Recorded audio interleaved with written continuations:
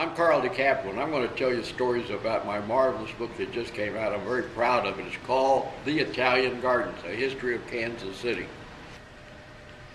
Anita Gorman was on the board of the Salvation Army. Well, Ollie Gates and Anita and I were the park commissioners. So she invited us to come to the dinner, their annual dinner, and it's always the first Monday in December. So what happens, we go there, and it starts at 6 o'clock. Well, Ollie Gates and his date, and Shuggy and I, we get there 10 minutes after 6. And she's waiting for us, and she says, "You're late. They've already started. We start promptly at 6 o'clock. I said, "Anita, I didn't know that. I'm sorry. We could have been here."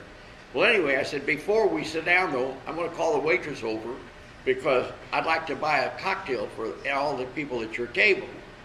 And she looked at me and she says, "We don't drink at the Salvation Army." So Ollie Gates looked at me and said, "I think we're at the wrong place, Carl." I said, "Well, we'll sneak out of here early." Well, what happens? They start talking, and I find out that they serve 500,000 meals a year here in Kansas City at no cost.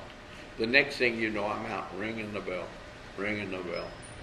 So they made me chairman of the Christmas committee, and we were in charge of the boxes. But I had to be there on this particular corner on Friday before Christmas. So I do there, and I called my dear friend Tony DePardo. I said, "Would you come and help me? And you bring your trumpet?" "Sure." What happens? He brings his trumpet. He brings his wife, Dodie. He brings his daughter, Patty. He brings his friend that John Lipovac that plays the accordion. The next thing I know, it's Tony DePardo's corner, and Carl was helping. We did everything. We collected more money than you can ever believe. It's sleeting outside, but we're still sitting there ringing the bell. Here comes a Brinks truck, comes up, and I ring the bell. And the guy says, "No."